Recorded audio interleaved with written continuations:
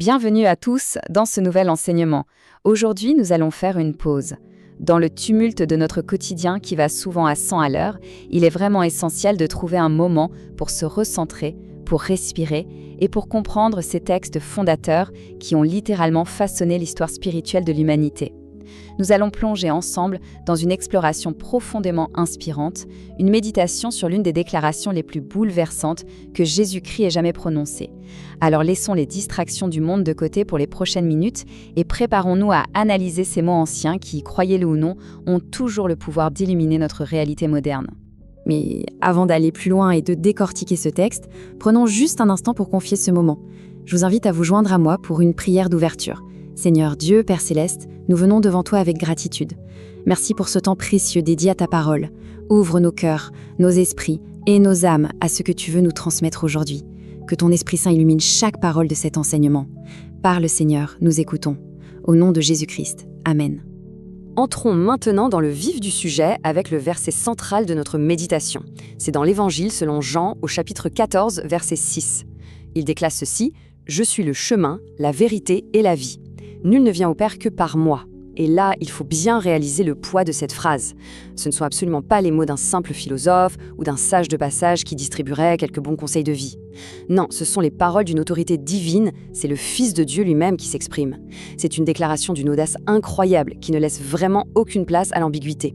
Mais pour en saisir toute la puissance, il faut absolument comprendre le contexte, ce qui a provoqué cette phrase exacte. Pour ça, il faut s'imaginer la scène. La chronologie de cette nuit-là est primordiale. Nous sommes la nuit du jeudi saint. Et l'ambiance n'est pas du tout à la fête ou à la sérénité. Au contraire, c'est une atmosphère chargée d'une tension extrême, quelque chose de presque palpable. Jésus est réuni avec ses disciples dans la chambre haute à Jérusalem pour ce qui sera leur tout dernier repas ensemble. Il sait parfaitement que dans quelques heures à peine, l'arrestation, le jugement unique et la violence de la crucifixion l'attendent. Et face à lui, il s'adresse à des hommes qui sont terrifiés, totalement bouleversés, qui sentent bien que tout leur monde est sur le point de s'effondrer. C'est précisément au milieu de cette obscurité que la lumière de ces paroles va jaillir. Et c'est dans ce climat si lourd que le disciple Thomas prend la parole. Ce qui est frappant dans sa question, c'est sa vulnérabilité totale. Il dit « Seigneur, nous ne savons pas où tu vas. Comment pouvons-nous en connaître le chemin ?» C'est une interrogation pleine d'une angoisse viscérale. En fait, ce n'est pas juste la peur d'un homme du 1er siècle face à un danger.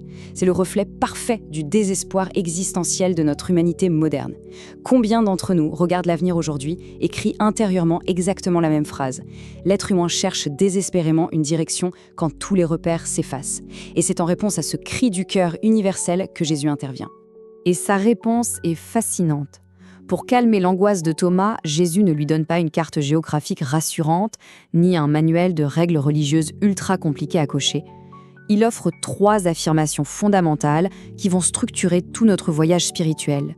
Le chemin, la vérité et la vie. Ces 3 mots ne sont pas jetés là au hasard, ils forment un tout cohérent. Et remarquez bien comment il répond, de manière extrêmement directe et personnelle. Il ne dit pas « je connais le chemin » ou « j'ai découvert une vérité ». Il utilise le verbe « être », il dit « je suis ». Analysons ensemble ces 3 dimensions incroyables. D'abord, penchons-nous sur le chemin. Qu'est-ce que ça signifie dans notre monde actuel qui semble avoir totalement perdu le nord ? Notre époque se caractérise par une course frénétique, n'est-ce pas ? La société nous pousse à chercher notre voie dans la réussite professionnelle, dans l'accumulation d'argent ou à travers cette validation souvent éphémère et cruelle qu'on trouve sur les réseaux sociaux. Mais malgré toute cette agitation, on a souvent cette petite voix intérieure qui nous murmure qu'il manque quelque chose d'essentiel. Jésus se présente ici non pas comme une simple technique de développement personnel, mais comme le chemin absolu. Suivre cette voie, c'est choisir de faire confiance à celui qui connaît véritablement la destination finale. Ensuite, il y a la deuxième étape, la vérité. On entend souvent les sociologues dire que nous vivons dans l'ère de la post-vérité. L'information déborde de partout, mais les fake news, les manipulations, les promesses creuses submergent notre quotidien. Tellement de voix nous promettent un bonheur superficiel, et le résultat, bien souvent, c'est juste un immense épuisement collectif face à toutes ces contradictions. On est un peu désorienté. Eh bien, face à ce chaos, cette déclaration de Jésus se dresse comme un phare en pleine tempête. Il affirme être la vérité absolue. Et ancrer son existence dans cette vérité, c'est choisir de bâtir sur un roc inébranlable qui dissipe tout le brouillard du mensonge ambiant. Ce qui nous amène tout naturellement à la 3e affirmation. la vie. Il y a vraiment une différence abyssale entre le simple fait d'exister et le fait de véritablement vivre. Beaucoup d'entre nous portent parfois leur existence comme un poids, le fameux métro, boulot, dodo. On respire, on travaille, on recommence inlassablement, tout en traînant parfois un vide intérieur tenace. Mais Jésus ne parle pas ici d'une simple survie biologique. Il parle de la vie avec un grand V, une vie habitée par l'esprit, une vie en relation, qui possède un sens profond, une direction claire et une espérance qui tient bon.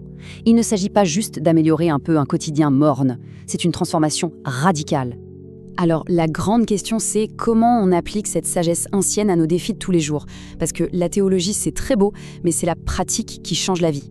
Imaginons quelqu'un qui se réveille le matin avec la boule au ventre face à un travail difficile, des relations familiales tendues ou des doutes très lourds. La routine peut sembler écrasante. Face à ces fardeaux, ces mots anciens apportent une réponse super concrète. Oui, il y a un chemin quand on a l'impression d'être dans une impasse.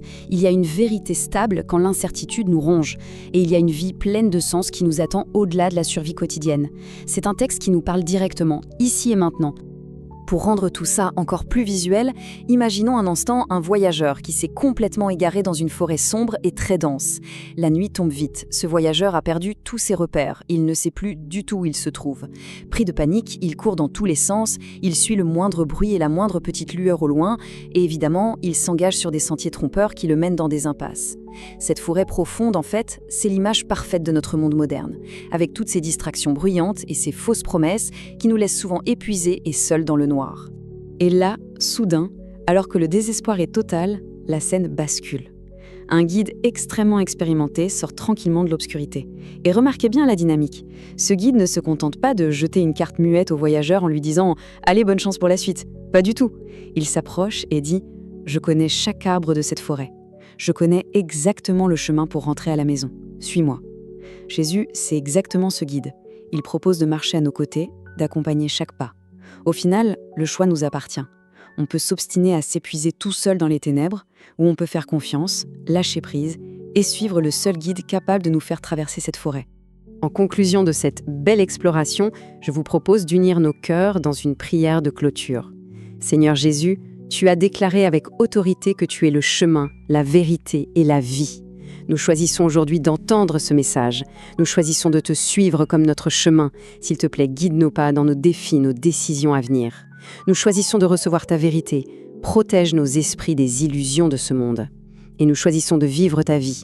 Remplis nos cœurs de cette paix véritable que toi seul peux donner. Pour tous ceux qui cherchent la lumière en ce moment même, révèle-toi à eux. Amen. Mon espérance la plus sincère est que cet enseignement pastoral ait pu clarifier et enrichir votre compréhension aujourd'hui. Si ce moment vous a apporté un peu de paix ou de réconfort, je vous invite très chaleureusement à vous abonner à notre chaîne Prière et Lumière. Pensez à activer les notifications pour ne manquer aucune de nos prochaines méditations bibliques, toujours conçues pour éclairer notre quotidien.